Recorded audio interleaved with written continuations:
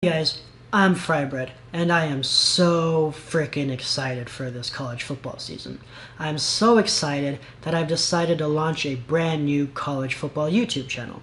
Now, on this channel, I would like to discuss my picks for each week's head-to-head matchups, who I think is going to win each division, who I think is going to make the playoffs, and most importantly, who I think is going to win the whole dang thing, which is obviously going to be the Oklahoma Sooners, but that's besides the point.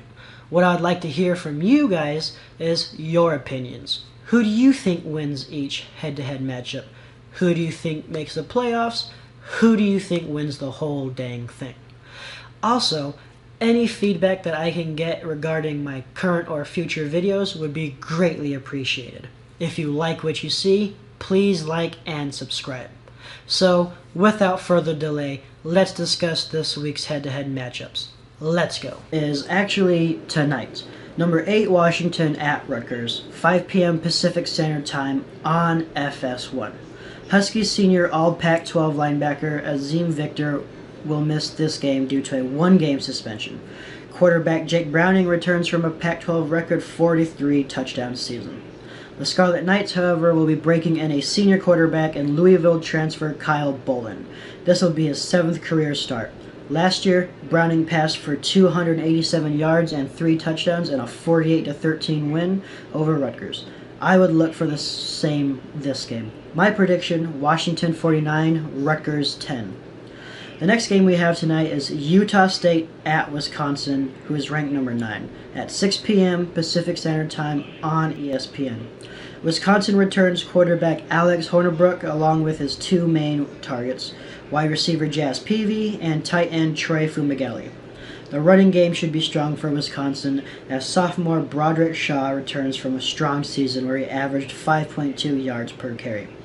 Utah State returns from a 3-9 season. However, one bright spot for the team is senior BYU quarterback transfer Kent Myers. Myers passed for 2,389 yards and 10 touchdowns last season. My prediction, Wisconsin 35, Utah State 17. The next game we have is the first game of Saturday, September 2nd. Number 11 Michigan at number 17 Florida at 12:30 p.m. ABC Pacific Standard Time. Now the Wolverines lost a lot of star players to the draft, and Florida has 10 players serving suspensions. On Florida's side, freshman quarterback Felipe Franks will start after beating out Luke Del Rio and Notre Dame transfer Malik Zaire.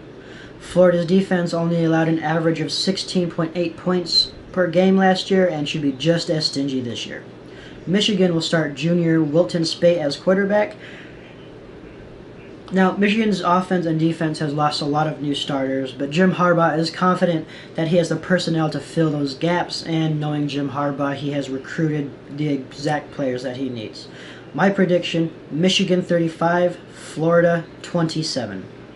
Next up, we have the biggest game of the day. Number 3 Florida State at number 1 Alabama at 5 p.m.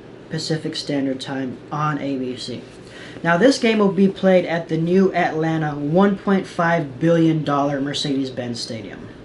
This game has been considered the biggest opening game ever in the history of college football, as there has never been a number 1 ranked team playing a number 3 ranked team in the opener ever. While Alabama lost to Clemson last January, I wouldn't expect that loss to carry over. If anything, the Nick Saban coach team will come at this year even better. Alabama returns quarterback Jalen Hurts, who has room to improve but is a very, very solid quarterback. And Florida State returns QB DeAndre Francois. In my opinion, Francois is probably the toughest quarterback in the nation. That could be pretty important, as I expect the Alabama D to get to him more than a few times this game.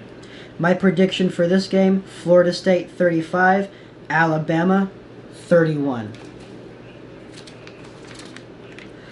And then next, of course, we have to talk about the Oklahoma Sooners, my favorite team. They will be playing UTEP at Oklahoma, 12:30 p.m. Pacific Standard Time on Fox. Now, this will be the first time since 1998 that Oklahoma starts the season without Bob Stoops. Instead, offensive coordinator of last year, Lincoln Riley, will be the head coach this year. Lincoln Riley is only 33, so that would make him the youngest FBS coach. I don't expect Oklahoma to miss a stride, however. Oklahoma returns senior quarterback Baker Mayfield, who is a two-time Heisman candidate and is coming off a season where he set the FBS record for passer rating at 196.39. Oklahoma lost a lot of their offensive firepower with Samaje Perine and Joe Mixon and D.D. Westbrook leaving. I expect this to be a good game to see who steps up at running back and wide receiver. The defense should be better than last year, as the secondary should be much more experienced and looking to make a name for themselves. Look out for Ogbanya Okoronkwo to make some plays at defensive end. UTEP comes into the game as a 45-point underdog. They are also coming off of a 4-8 season. I wish there was more to say about them, but there's really not a whole lot to say. It is UTEP. My prediction, Oklahoma 54, UTEP 10.